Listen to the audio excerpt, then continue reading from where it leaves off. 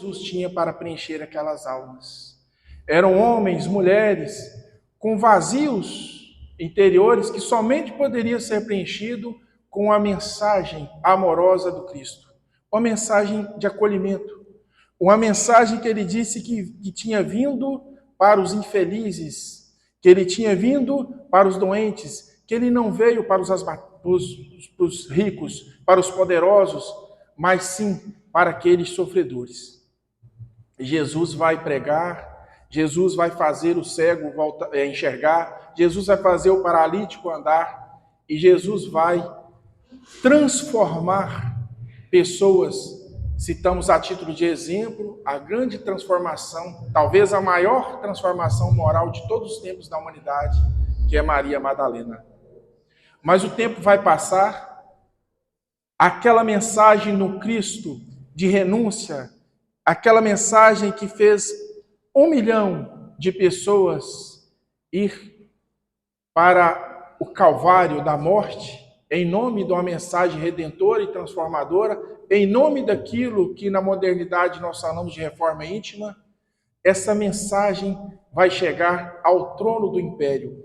E quando o império adota esta mensagem daquele Cristo que era um Cristo de renúncia, passa a ser um Cristo da opressão. A mensagem de Jesus passa a ser interpretada ao avesso. E nós, humanidade, vamos começar a oprimir em nome do Cristo, em nome da fé cristã. Mas Jesus, entre os homens, quando ele veio pessoalmente anunciar esse reino de transformação, fazer um processo de aceleração na evolução da terra, ele disse que, na hora certa, ele voltaria com o Espírito Consolador. Ele ia mandar um Paráclito que nos relembraria e nos ensinaria toda a sua mensagem. E quando Jesus saía com seus discípulos e os fariseus pediram que ele fizesse os seus discípulos calar a boca, Jesus disse que se eles, os discípulos, calassem, um dia as pedras clamariam. E os discípulos do Cristo calaram. Calaram porque não pregaram mais a sua mensagem. Começaram a pregar uma mensagem do poder, da opressão. E vieram as cruzadas. E veio a noite medieval. E depois, em nome desse Cristo, que não é aquele que nasceu na manjedoura, acenderam fogueiras, amarraram pessoas nessas fogueiras, e a mensagem de Jesus fica de lado. Não é Jesus todo essa busca pelo poder, toda essa opressão, pregar em nome da força. Porque até então, antes de Jesus vir a esse planeta, quem era o herói? Quem era o vencedor? Era aquele que no campo da batalha fazia vários e vários homens e mulheres caírem e sangue derramar. Era aquele que aos seus pés rios de sangue escorriam. Esse era o herói, esse era o vencedor. Mas quando Jesus traz a sua mensagem, o vencedor é aquele que começa a se transformar de dentro para fora. É aquele que começa a fazer a transformação mais desafiadora da nossa existência, que é nos transformar de dentro para fora. Porque quando nós nos deparamos diante do espelho, nós temos uma rejeição. Essa rejeição é porque nós estamos vendo dentro de nós. Por isso que a gente começa a criticar o pai, a gente começa a criticar o irmão, o vizinho, o colega de trabalho, porque eles estão jogando na nossa cara a nossa realidade, o que nós somos. E quando nós vemos o que somos, somos confrontados e temos imensa dificuldade. Temos muito mais facilidades em armazenar o ódio, em armazenar o rancor, do que enxergá-los e tirar de dentro para fora. Mas Jesus veio fazer isso. Ele veio fazer como aquele remédio que, através de João, ele anunciou no Apocalipse, que seria amargo na boca, mas seria doce no ventre. E o que o mundo veio fazer? Te dar um remédio que é doce na boca, mas que é amargo no ventre. Porque quando você se alimenta, ingere de tudo que o mundo, as facilidades, as ilusões, os prazeres imediatos estão te oferecendo, amanhã ou depois não vai te dar desgaste? então amanhã ou depois eles serão doloridos, serão azedos, serão amargos no seu estômago e você vai querer vomitá-los.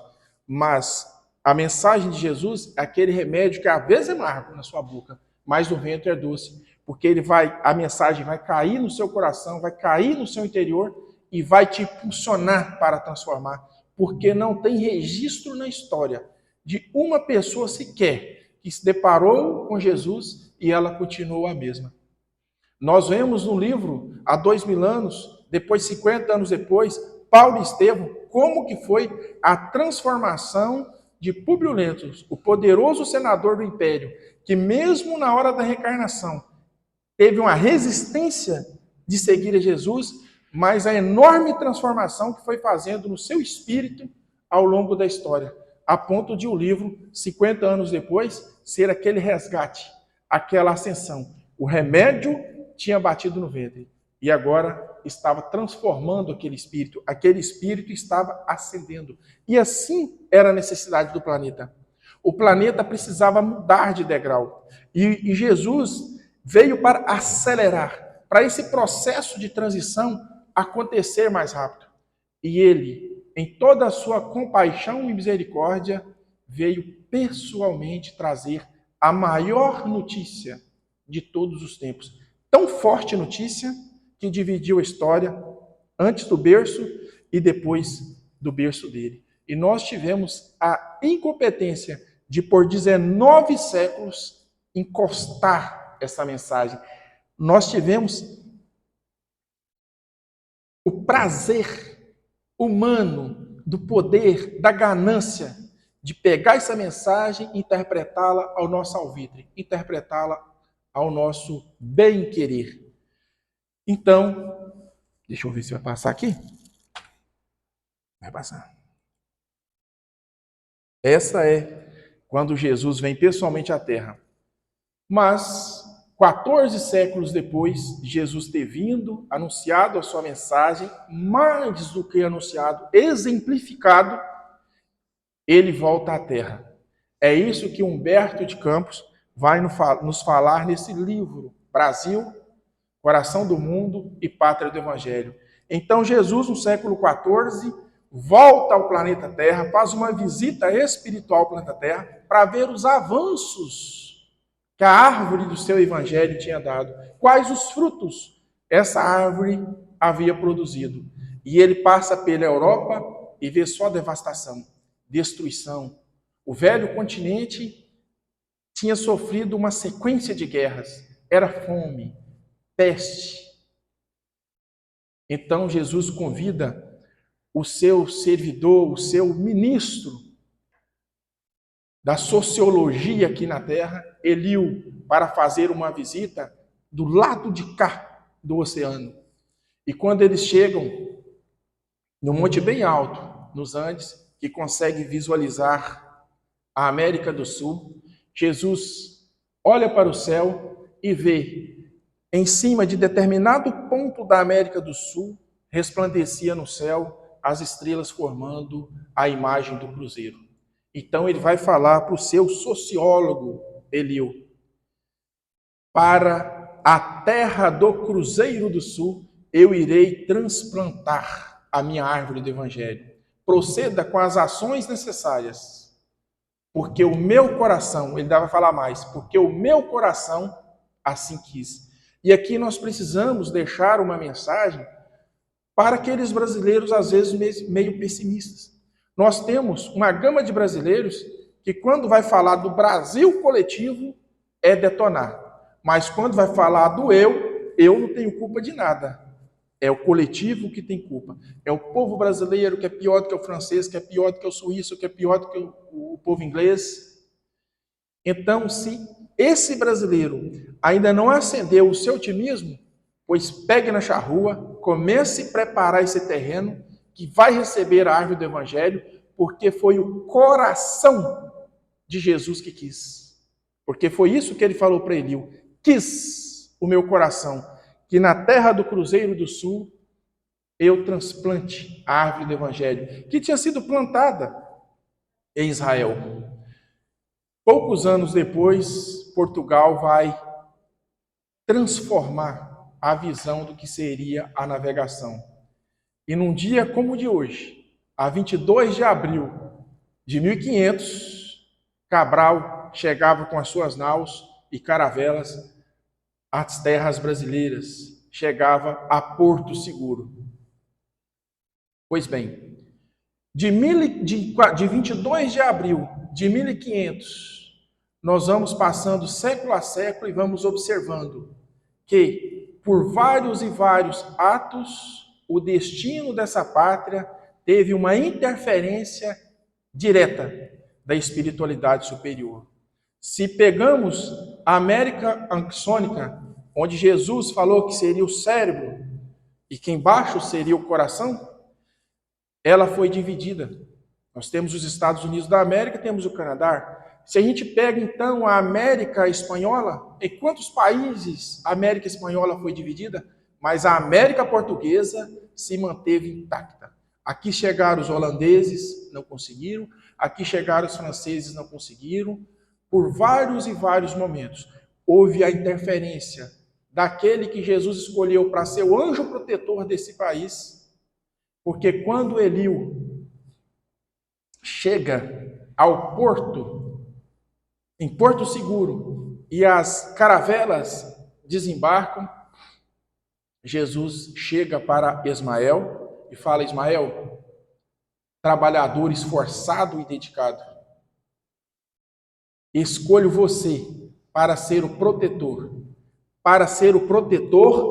do bem espiritual da terra do Cruzeiro.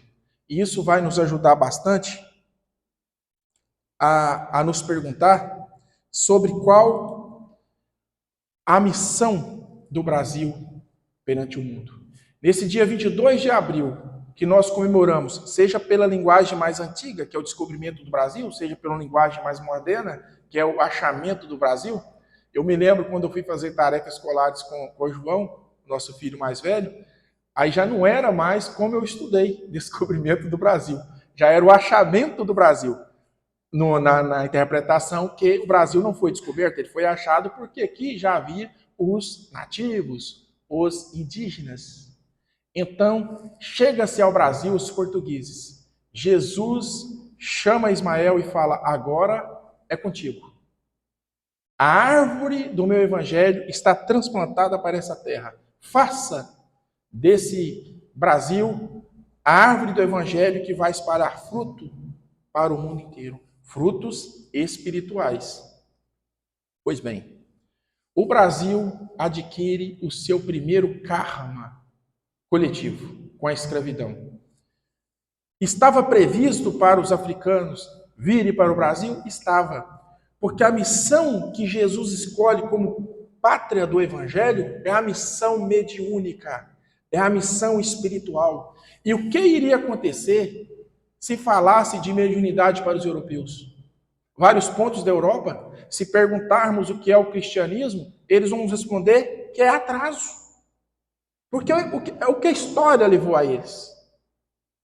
Então nós precisávamos, para cumprir a missão de Brasil, coração do mundo, por causa do desenho geográfico dele, e pátria do Evangelho, porque Jesus transplantou a sua árvore da Boa Nova aqui, era preciso de mediunidade.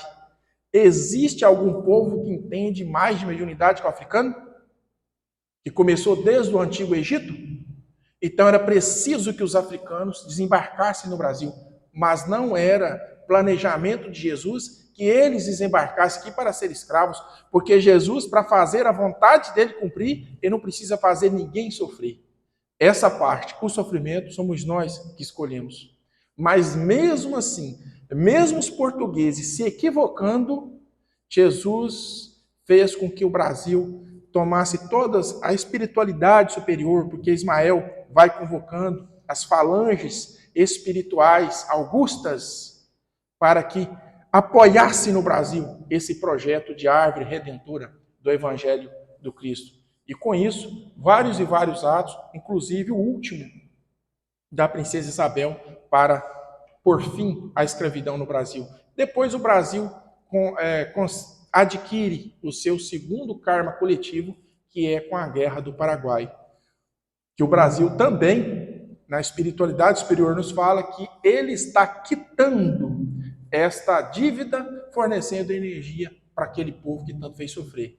Pois bem, e nós vamos abreviar um pouco a história e vamos chegar a 15 de novembro de 1889, quando o Brasil proclama a República. Nessa data, a espiritualidade superior fala: agora o Brasil conquista a sua maioridade. Da agora para frente, a espiritualidade superior irá interferir no destino dessa pátria de forma indireta. Tudo que eu falei até aqui agora, vocês observam que é interferência direta. É uma interferência direta da espiritualidade superior que não deixou o Brasil, por exemplo, se dividir. E o coração do mundo se manteve intacto. Mas, da República para cá, coloca-se nas mãos de nós, brasileiros, a nossa opção, a nossa escolha do que nós queremos para a pátria do Evangelho. Não esquecendo, repito, de uma interferência indireta, porque Jesus não seria carrasco e não seria leviano de nos colocar aqui e não nos manter assistidos. E Jesus não é carrasco. Muito pelo contrário. É o nosso mestre amoroso e nosso guia. Nesta época, já havia, porque a 18 de abril de 1857, Kardec já havia trazido ao mundo físico o Livro dos Espíritos. E o Brasil, tendo recebido os africanos com uma alma aberta para a espiritualidade, aberta e acostumada com a mediunidade, fez esse campo fértil para receber o espiritismo. Então, na década de 30, Chico Xavier, através do seu lápis mediúnico, vai nos trazer, ditado pelo espírito Humberto Campos, essa obra Brasil, Coração do Mundo e Pátria do Evangelho, que eu recomendo para quem já leu, ler de novo. Eu li esse livro, ler e estudar. Eu lia e fazia apontamento, foi na pandemia. Mas agora eu senti a necessidade de reestudar essa obra. Por que reestudar essa obra? Por que essa preocupação em pátria do Evangelho, nessa missão espiritual do Brasil? Porque o nosso propósito nessa fala de hoje, nessa palestra de hoje, a gente pegar principalmente em 3 grandes enquetes. A primeira, a missão do planeta Terra. A segunda, a missão do Brasil. E a terceira, a nossa missão. Porque nós pegamos o marco e nós vamos saber que a missão desse planeta é fazer casa para nós, espíritos deserdados de capela, ter aonde morar. Porque nós não fizemos por merecer continuar naquela casa que nós estávamos, muito mais adiantadas do que era o estágio que o planeta Terra encontrava naquele momento. Então a missão desse planeta é fazer-se casa para espíritos deserdados, espíritos teimosos, espíritos que eu às vezes até falo assim brincando, que não são boabiscas. Se tem aqui alguém achando que é boabisca, repense. Se tem aqui alguém achando que é um carro, que é o primeiro emplacamento, saiu da concessionária, repense. Nós somos veículos com placas já cheias de carimbos. Nós já tivemos placas amarelas, placa cinza, placa preta, placa azul, placa vermelha. Nós estamos aqui repetindo emplacamentos. Então, que nós tenhamos consciência, graças às luzes que essa doutrina consoladora nos trouxe, de aproveitar, então, esse emplacamento atual. Emplacar, literalmente, a nossa reencarnação.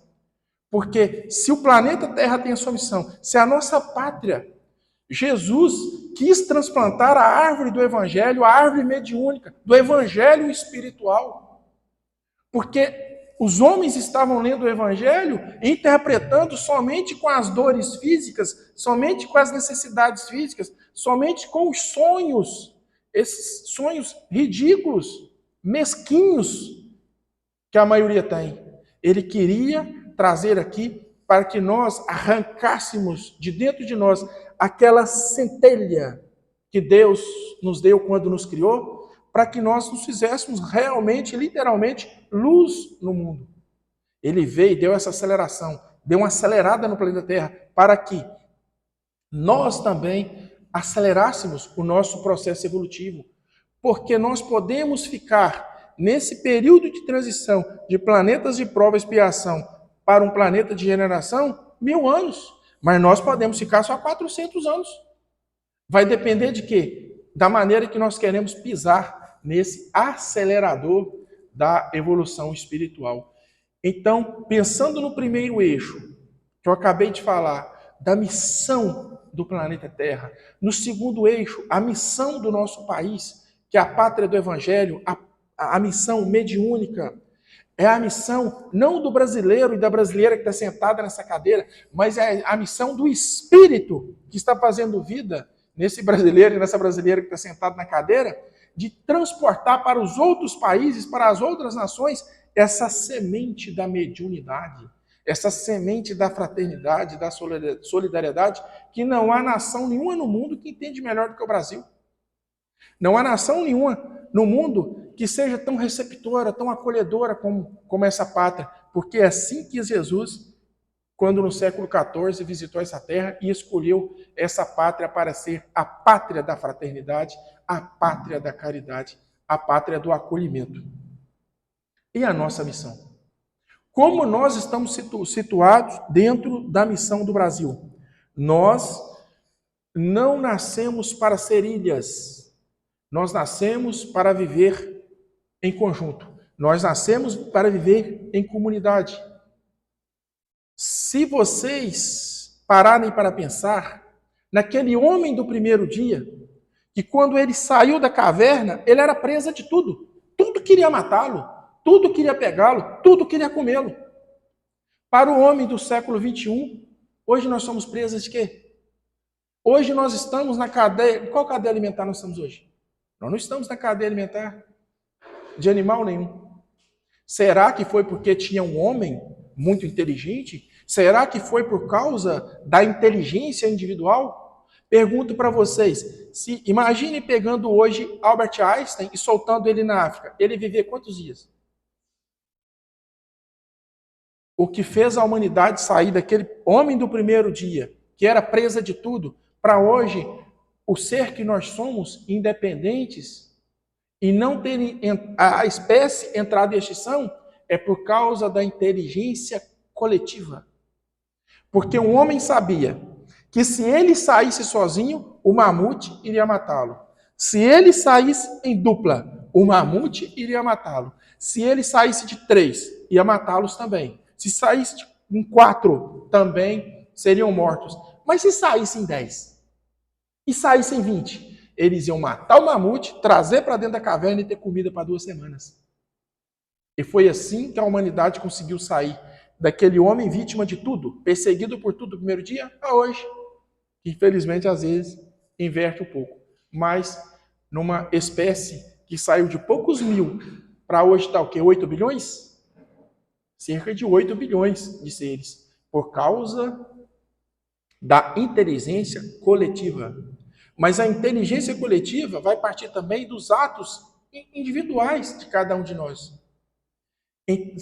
Alguém aqui estava na última vez que nós estivemos aqui, nós falamos da importância do culto do Evangelho no lar. Então, é o nosso ato lá dentro da nossa casa, fazendo da nossa casa, daquela telha que cobre a nossa família, fazendo daquela casa um templo de Jesus, fazendo daquela casa um habitat de visitas corriqueiras de espíritos elevados, fazendo daquele eixinho ali um reino de Deus, é que ele vai exportar caracteres, é que ele vai exportar a luz para a comunidade, para a cidade, para o estado, para a região e para se transformar a pátria do Evangelho, para fazer essa fruta, essa árvore dar frutos.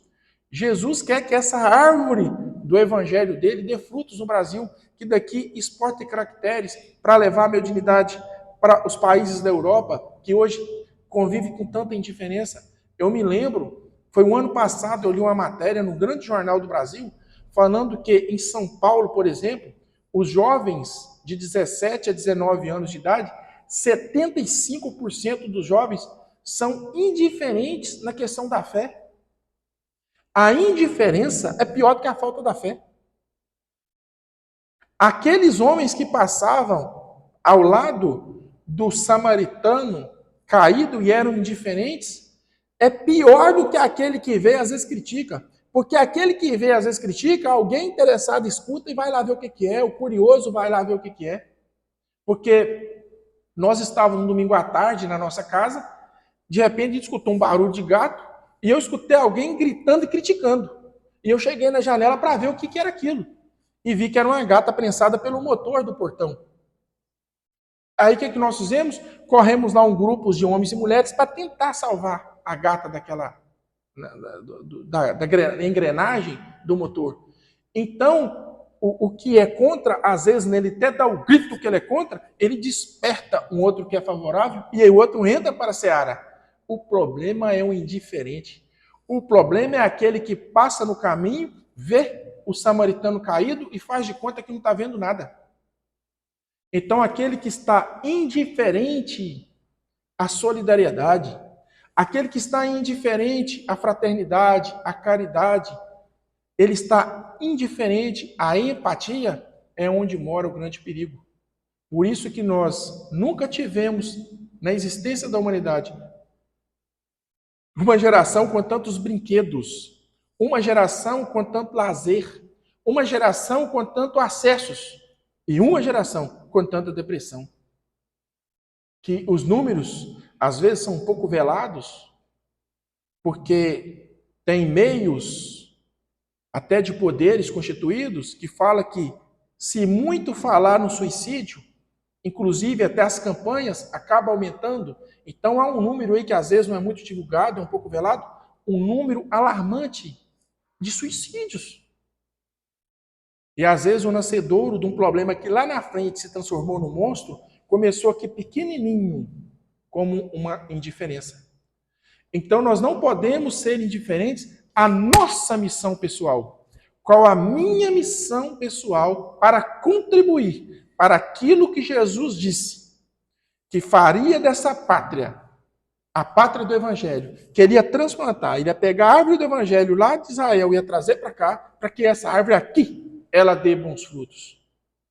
O nosso querido palestrante Haroldo Dutra fala que ao longo da história, se você pegar os tempos mais remotos da história humana, vai ver que outros povos também receberam as missões espirituais.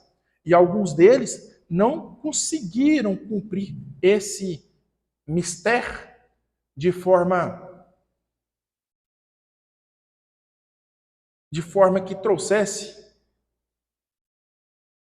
A espiritualidade, quando chega, a gente emociona, né? De forma que trouxesse para o coração da criatura o amor de Jesus. O que as pessoas estão precisando, meus irmãos, é de amar mais. E que esquecer dos seus interesses, esquecer somente dos interesses que cobrem a sua casa, o seu terreno, o seu carro, mas os interesses que cobrem todos os corações humanos, principalmente os corações que chegam a essa casa porque estão sofrendo todos os tipos de sofrimento da alma que os médicos humanos ainda não conseguem atingir. É isso que nós precisamos. E com a presença dessa entidade querida, eu vou convidar aqui a minha filha Malu. Ela vai preparar para a prece com uma música.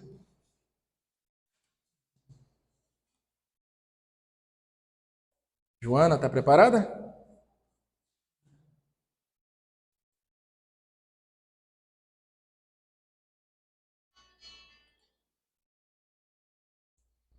Quer ficar aqui para o povo te ver? O púlpito é um pouco alto. Aí, segunda distância assim. Pode? Peço a vocês para manter uma vibração, a gente já se preparar, porque essa música é uma verdadeira prece.